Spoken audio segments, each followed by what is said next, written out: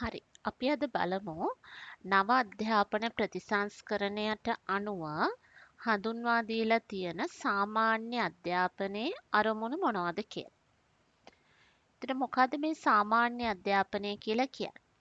General education කියන්නේ අ, ළමයෙක් කුඩා කාලේ ඒ කියන්නේ මොන්ටිසෝරි අධ්‍යාපනයේ ඉඳලා 13 වසරෙන් අවසන් වන අධ්‍යාපනය. පෙර පාසල් අධ්‍යාපනයේ සිට 13 වසරෙන් අවසන් වන අධ්‍යාපනයට තමයි අපි කියන්නේ සාමාන්‍ය අධ්‍යාපනය. General education කියලා. එතකොට මේ නව අධ්‍යාපන ප්‍රතිසංස්කරණයෙන් මේ general education වල අරමුණු එක් අවධියේදී සපුරාලිය යුතු අරමුණු මෙන්න මේවයි කියලා හඳුන්වලා දීලා තියෙනවා.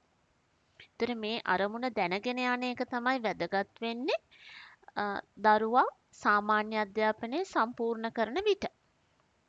එතකොට ප්‍රී-ලර්නින් අවස්ථාව කියලා කියන්නේ පෙර පාසල් අවධිය.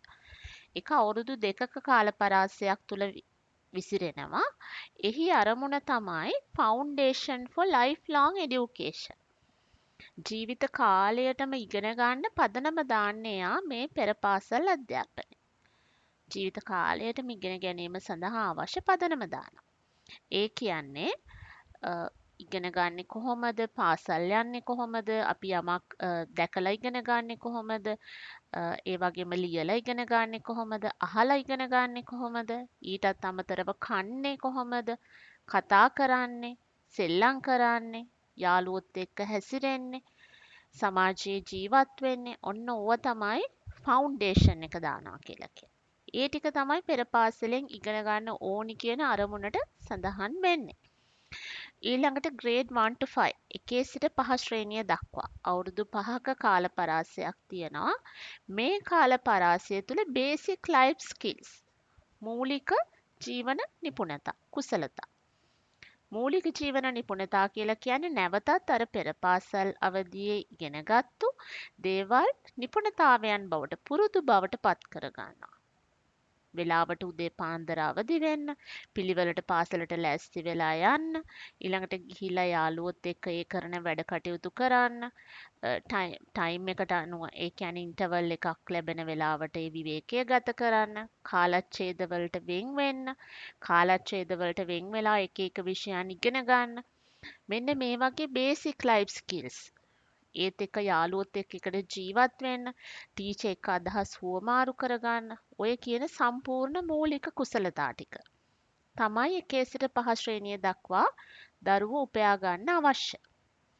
ඊළඟට 6 සිට 9 දක්වා අවුරුදු 4ක කාල පරාසය තුල Foundation for Life එයා එයාගේ ජීවිතය සඳහා පදනම දා ගන්නවා. ඒ කියන්නේ එයා අනාගතයේ මොන ශේෂ්ත්‍රයෙන් යයිද තමන්ගේ ජීවිත කාලය තුල ගත කරන්න බලාපොරොත්තු වන දේ අපිට හඳුන ගන්න දෙමාපියන්ට හඳුන ගන්න පුළුවන් වෙන්නේ මෙන්න මේ කාලේදී තමයි.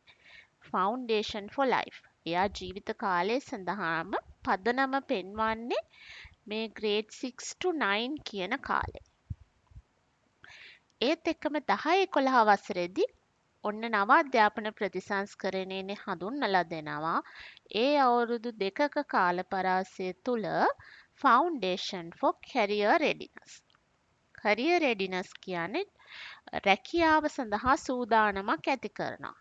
එයා කරන්නේ ඉංජිනේරු අංශයේ රැකියාවක්ද ඒ සඳහා සූදානමක් ඇති කරනවා. ඒකට තමයි අර 9 ශ්‍රේණියෙන් විභාගයක් තියලා 10 ශ්‍රේණියට යනකොට විශේෂ ශ්‍රේෂ්ඨ 4ක් ඔස්සේ දරුවන් අධ්‍යාපන කටයුතු හදාරයි. එතකොට ඒ 4ට සාමාන්‍ය පෙළ විභාගයේ යම් කිසි පේපර් එකක් ලැබෙන්නේ නැහැ. නමුත් දරුවා ඒ රැකියාව සඳහා සූදානමක් තමයි එතනදී ඇති කරගන්නේ.